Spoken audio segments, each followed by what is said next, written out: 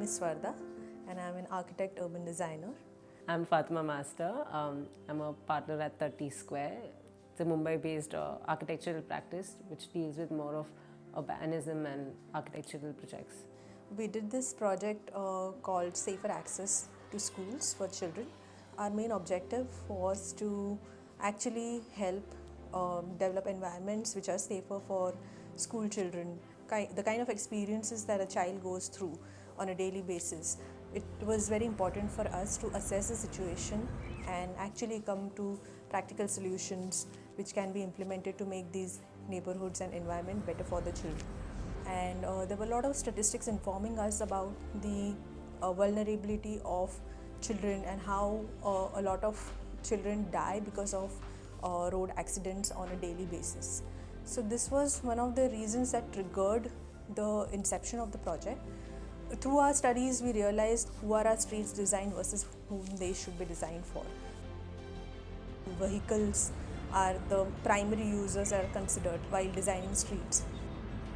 Through this exercise, we wanted to demonstrate the possibility of designing the streets for people as against designing the streets for vehicles. If you design a street which is suitable for a child, that street would be suitable for users of all age groups. And one of the examples that we had come across was this project by Gil Penalosa called 880 Cities. What you design for an 8-year-old child will be suitable for an 80-year-old elderly person. And that's what actually inspired us to look at this project in a particular lens. What we realized is that it will become difficult to create a very specific experience for children in that neighborhood. Rather, we'll have to look at all the different stakeholders or all the different land uses that are present in the neighborhood and tackle them through our design. In case of Baikala, where we were studying, about 70% of the students reside within 2 kilometers of the school radius. Of the 70%, 25% were staying within 700 meters from the school, which is normally considered like a 10 to 15 minutes walk for a child. What we realized is that in spite of staying so close to the school, the parents were dropping their children on two-wheelers instead of the children coming on by themselves on foot. A child studying in Christchurch approximately commutes for 1.5 hours on a daily basis. So while going to school, while going home, and that is critical to understand. That amount of time that the child is spending outside in the outdoor environments, what kind of experience they are going through, and how can we make this environment or experience better for the child. A lot of the footpath space is used for two-wheeler parking. In spite of having very wide footpaths, around 5 to 6 meters, the available width for a person, for a pedestrian to walk, is at times it's as narrow as 0.5 meters, which is very narrow for people to maneuver. We took the children for a walk and we gave them 2 frames. The green frame was to be used by the kids when they actually liked something about their neighborhood. The red would indicate things that they don't like. So through this entire exercise, we understood the qualitative experiences that the child goes through and what is it about their neighborhood that they like or what they don't like. So the entire idea of the micro studies was to understand a primary user, that is the children. It's called IDEA, I-D-E-A, where I, it stands for identifying the challenges and opportunities. D, it stands for defining the school zone. E, to encourage mobility through design elements. And A, which talks about amalgamate child-friendly intervention.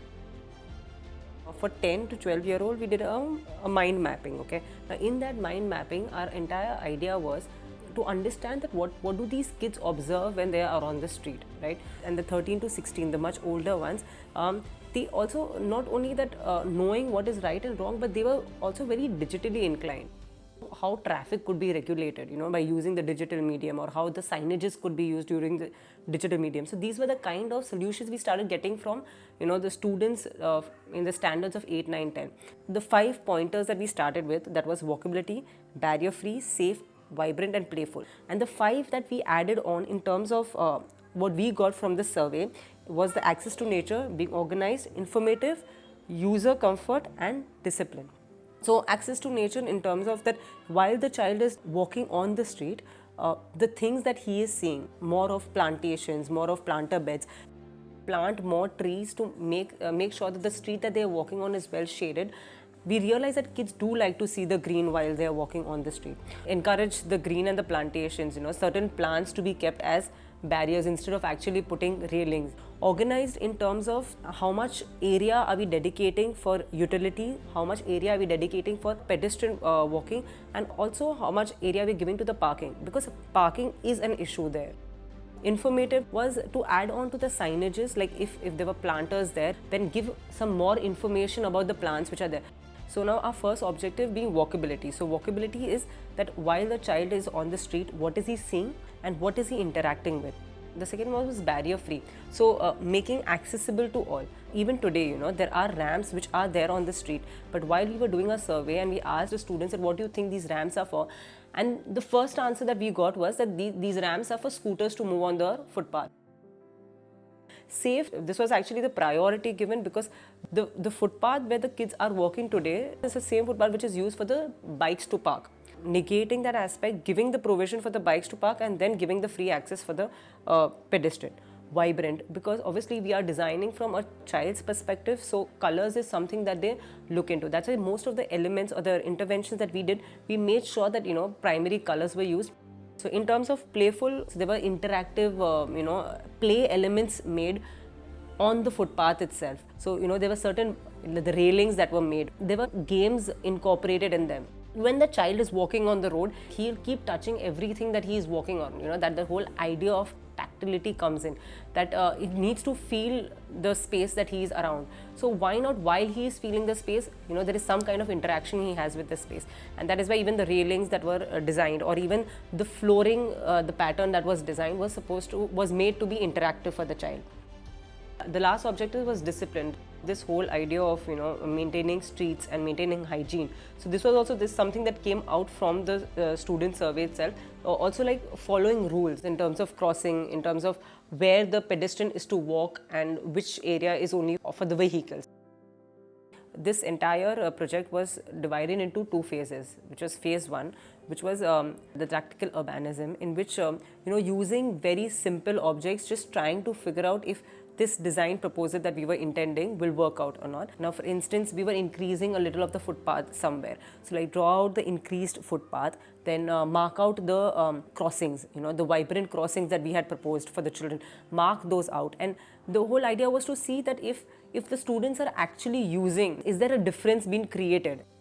And the second phase was actually implementing, that if it works out in the first phase, then the second would be actually constructing the thing as envisioned.